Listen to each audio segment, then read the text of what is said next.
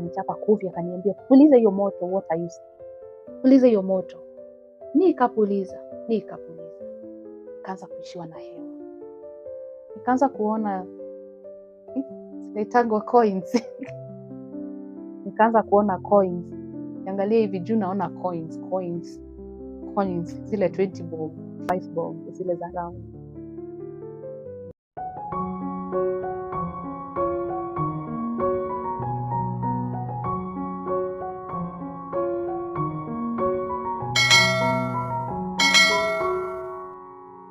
What's up, good people? Hello. I hope you're doing well.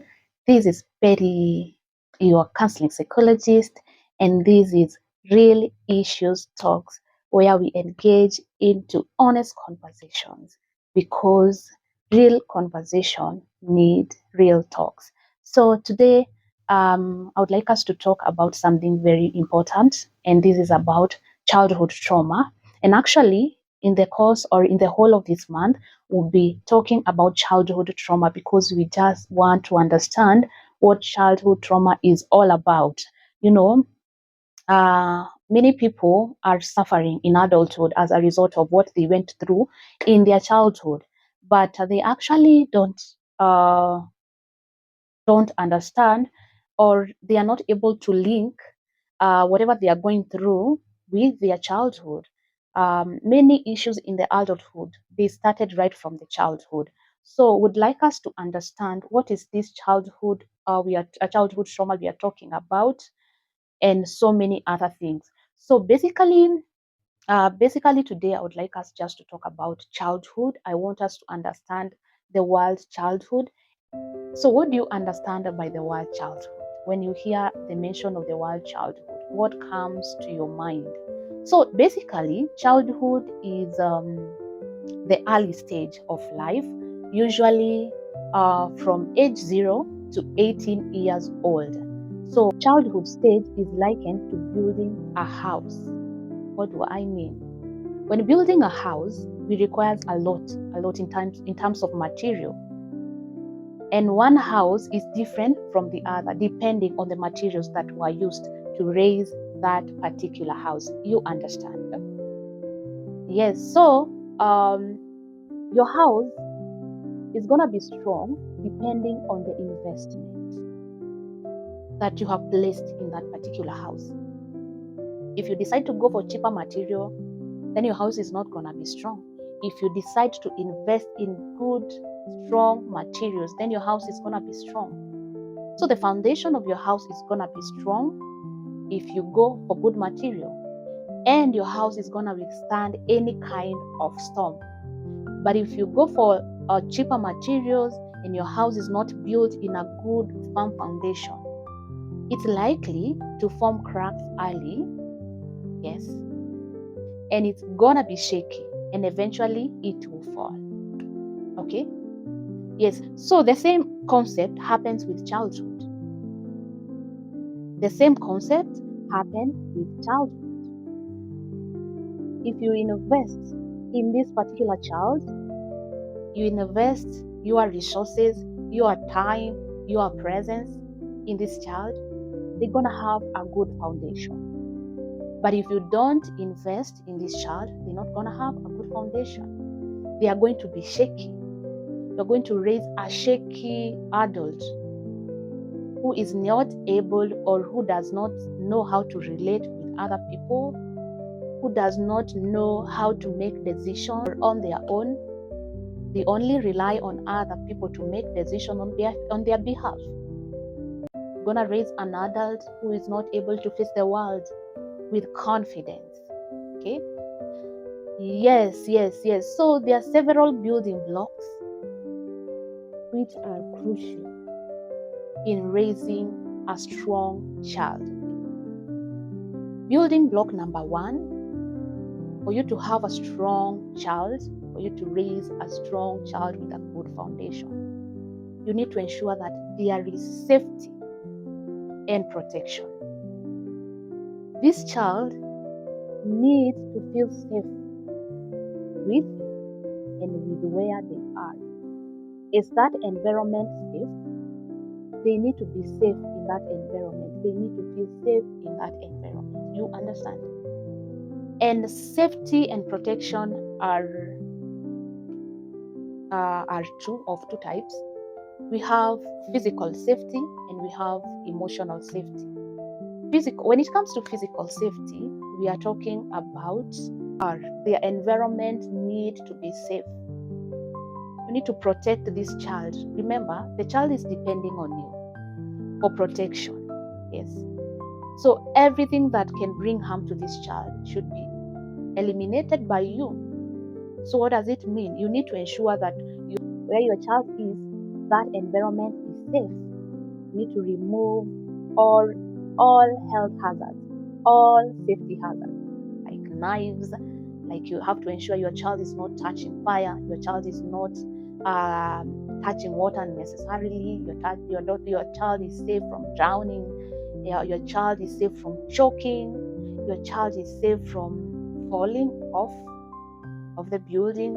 Your child is safe on the road. So that kind of safety, unaondoa hizo vitu zote, safety hazards. And then emotional safety is where that this child needs to feel accepted, validated. This child needs to be comforted. For example, when a child falls down, you cannot just look at the child like that. Ameanguka ataamka. No, like you have to ensure that unamuamsha and you tell this child, "Pole, sorry."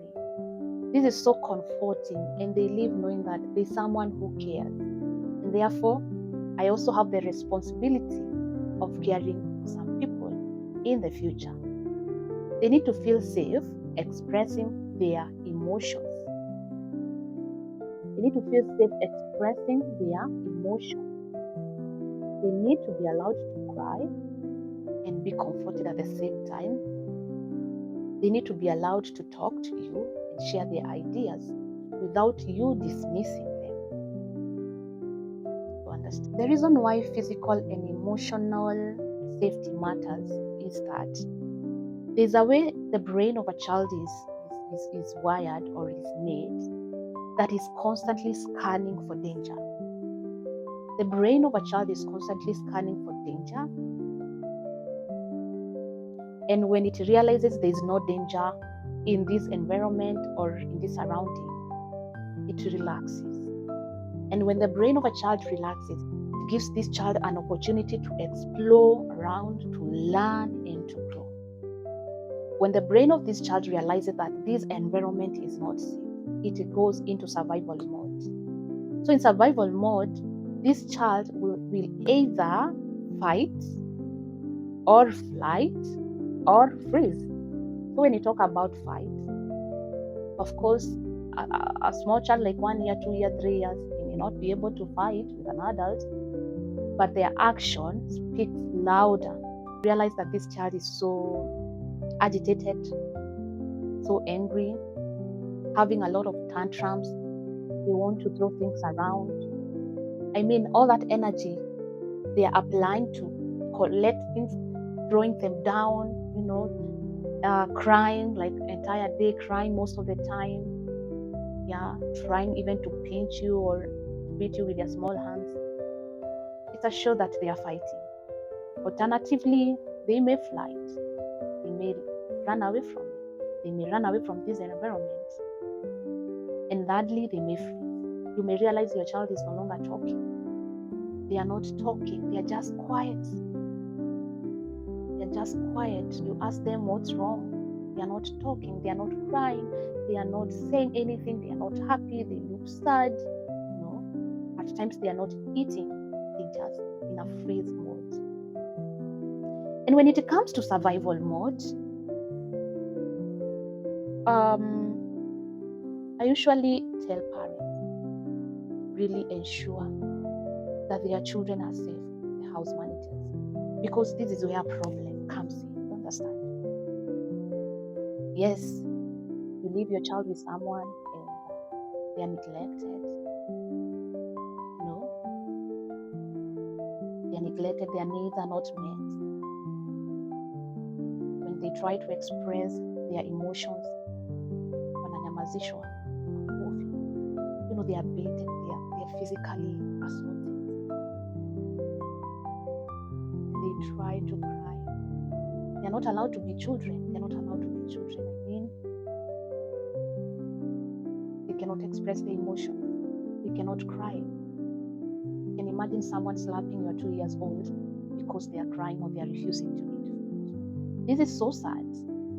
So when you realize your child is like fighting, is always on a fight mode, your child is always on a run when you're going to work, they're running after you, like they're so clingy, they don't want you to leave them.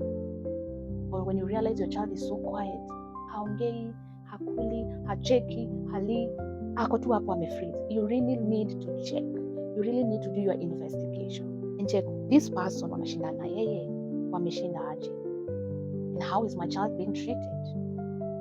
It's not a moment to ignore. So when a child realizes that they're not safe, so we've said it's either they'll be on a flight mode, they'll be on a fight mode or freeze mode. And now this one hinders their growth because they are focusing on protecting themselves and not doing childhood, So they are not gonna grow well like a normal person. Understand? The building block number 2 for a stronger and a firm foundation in a child is love and connection. So children are born with an inbuilt need for love and closeness. And they learn who they are, whether they deserve love, whether they are worthy of love or not, by how caregivers and their parents. And this is how love and connection looks to a child. Number 1 is affection. You see the small hugs you give your child, they really matter. The smiles you give your child, kissing them and smiling at them, hugging them, touching them gently, and also giving them comforting words. Like mtoto akianguka unamwambia so sorry, you'll be well. Those are not just words, they are magic. Secondly is listening, taking your time to pay attention to what this child is saying, putting your phone down and listening. So mtoto anakuongelesha na wewe tu uko hapa tu kwa simu. Your time, look at this child, muangalie, what are you saying? What are you saying? Get to understand what they are talking about. It makes them feel validated, and it gives them the assurance that whatever they are saying is important. We will talk about why some people, they fear even talking in public. Or they deliver a very good speech. And when you go to them, congratulating them, telling them how powerful it was, they dismisses it. Nasema, haikuwa kitu. Sidhani hata ilikuwa kitu. It was nothing. Because walizoea kukuwa invalidated wakiwa watoto. They used to raise a good point. They are sharing a good point, but inakatizwa na hiyo, it's not making sense. But when you validate your child right from the beginning, from the word go, from the foundation, hata kama hasemi kitu iko na maana, unamwambia, oh yes, you're right, I love that. Yes, you're right, I love that. Atagrow akijua whatever I'm talking about, whatever is my feeling, whatever is my idea is of importance. So I'm saying that listening to them, it means also paying attention to what they are doing and to kids' worlds. Also, you need to bond with them. Create rituals like bedtime stories, conversation during meals time, create time to watch cartoon with them. It's so amazing. It's block number 3 to raising a good foundation in a child is guidance and discipline. You know what? Children are not born knowing how to behave.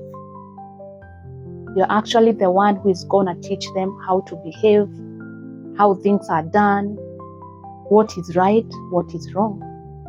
So discipline is not about punishment. Mtoto akichukua kikombe pale kwa nyumba na angushe chini, ipasuke, haumfai kumchapa makofi ama kumchuna. And maybe this child is doing that for the first time, but inafaa mwelekeze. And you know, age 0 to age 2, they may not understand that breaking a cup is not good.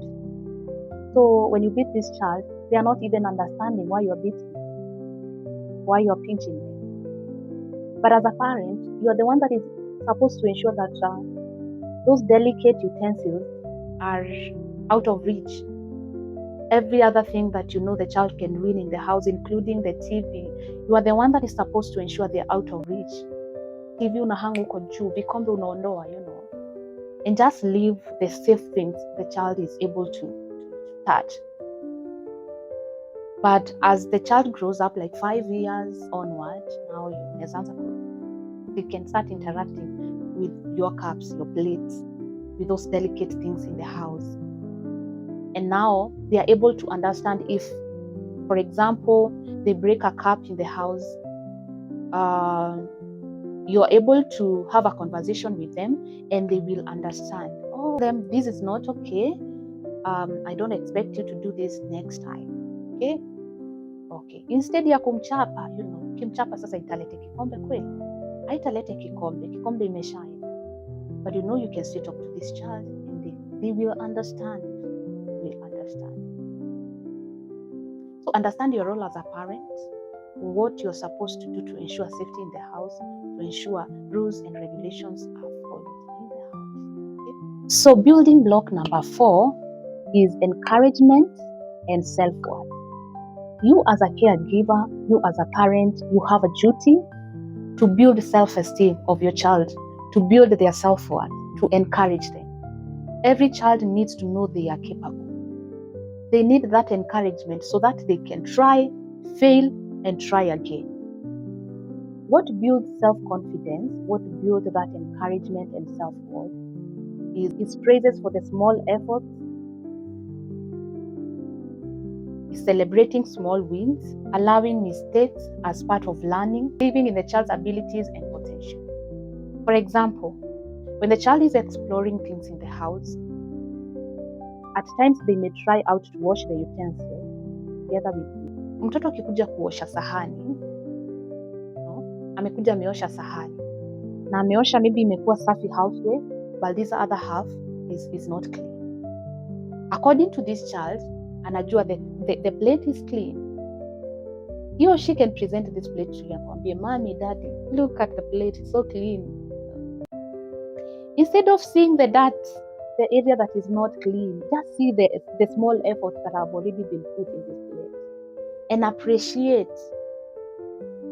these efforts. And be, oh, good job, this is wonderful. Yeah, and that is it. The child will be so happy. If they've done something good, something amazing, you understand. But as the time progresses, you may want now to show them how a clean plate looks like by demonstrating to them at school, whether the child is doing well or not. Just appreciate the efforts. Even writing their name or even pronouncing their name correctly is a lot, and it qualifies to be appreciated. You understand? So these small things are the ones that build confidence, self-worth, self-esteem in a child. When you discourage a child when they are trying out things, they will grow up doubting on themselves. They grow doubting on what they are capable of doing, because they have had this foundation where when they try out something, someone is there to invalidate, to tell them, you didn't do it well. It's not supposed to be done like this.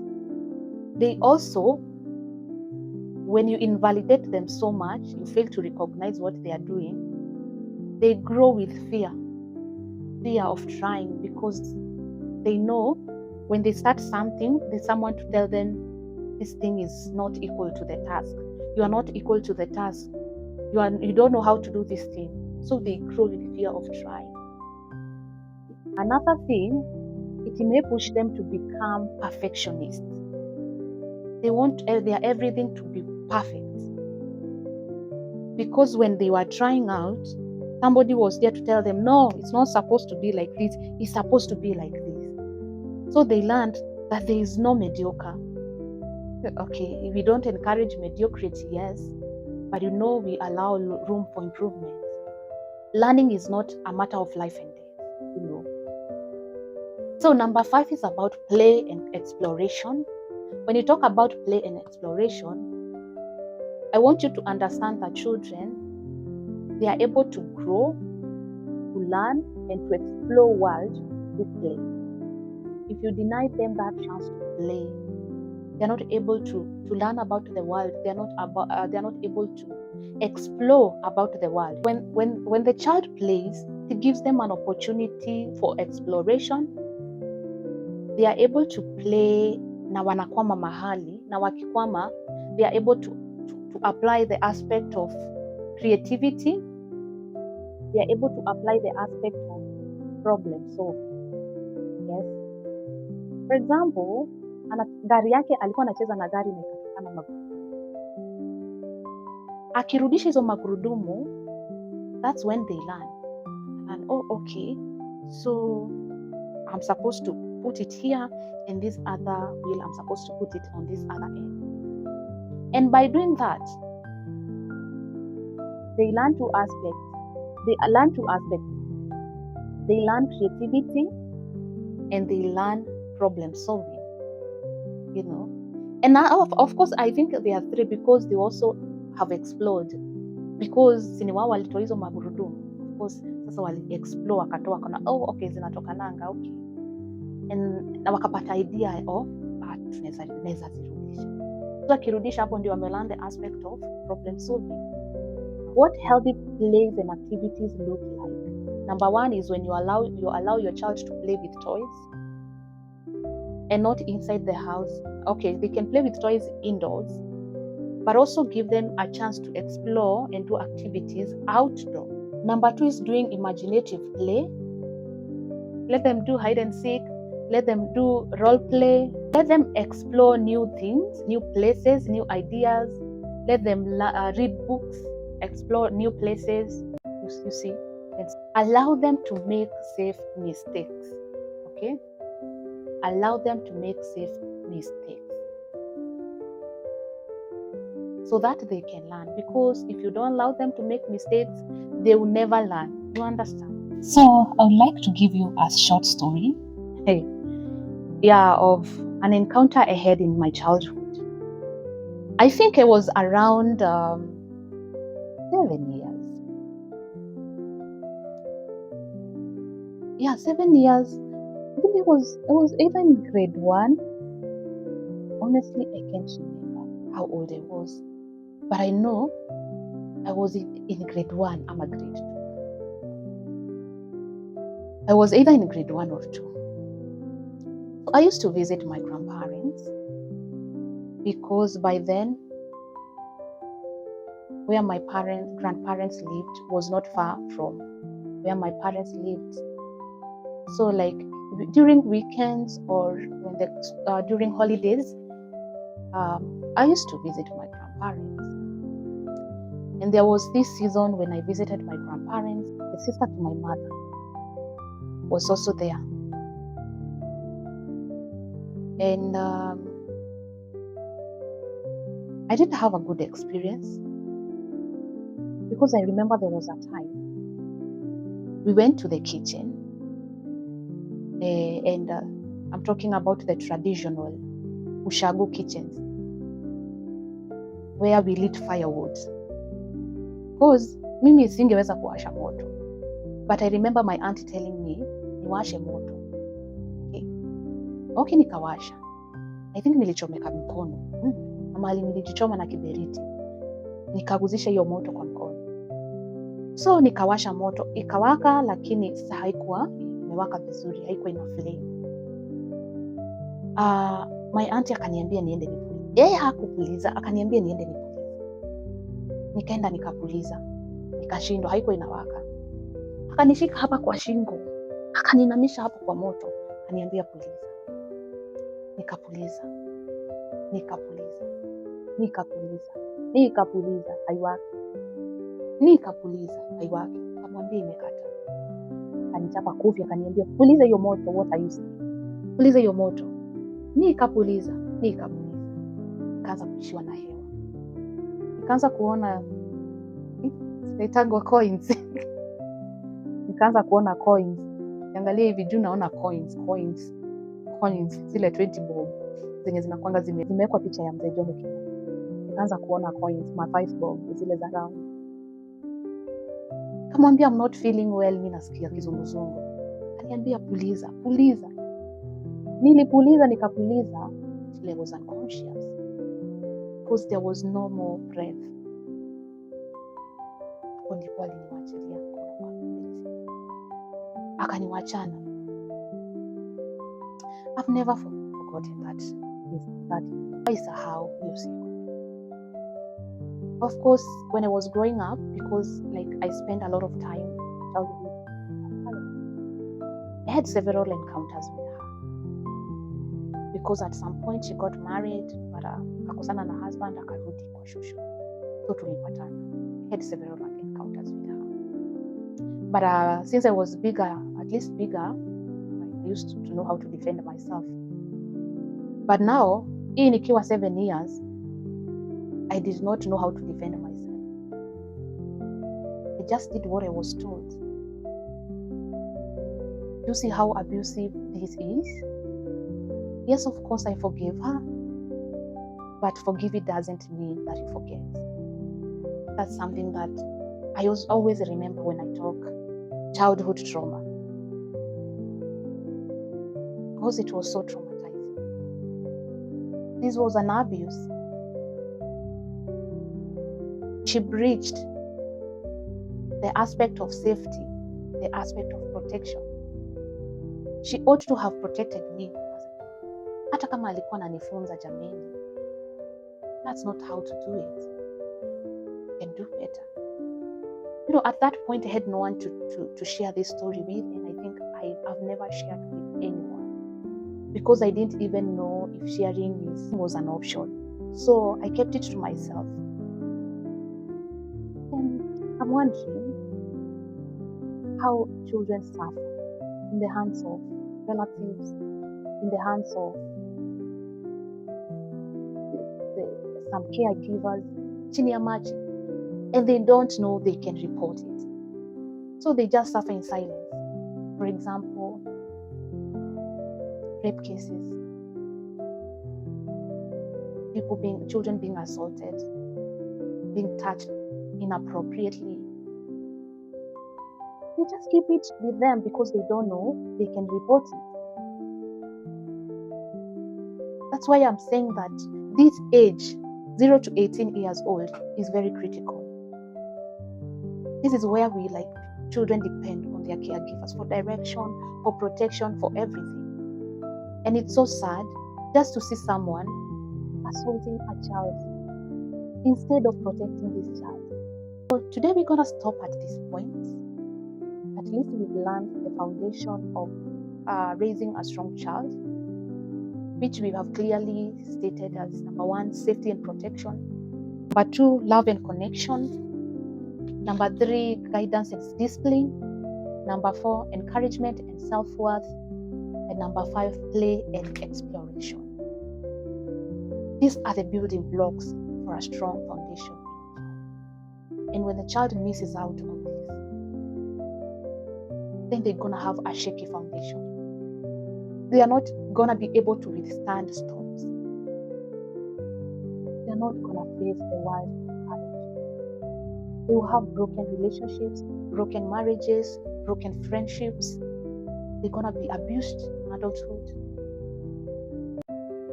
And a lot of things.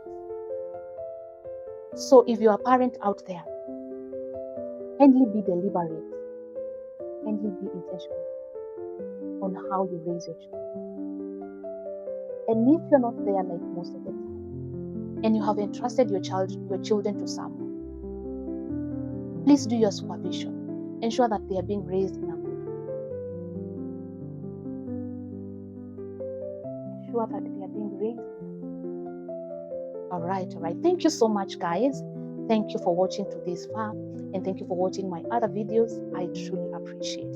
If you're new here, kindly subscribe, post on the notification bell so that you're notified whenever I upload a new video. Otherwise, I'm grateful and I truly appreciate. I am a licensed counseling psychologist, currently serving with Aruka Spring Center for Christian counseling and trauma recovery. I truly appreciate. God bless you. See you next time. Bye bye.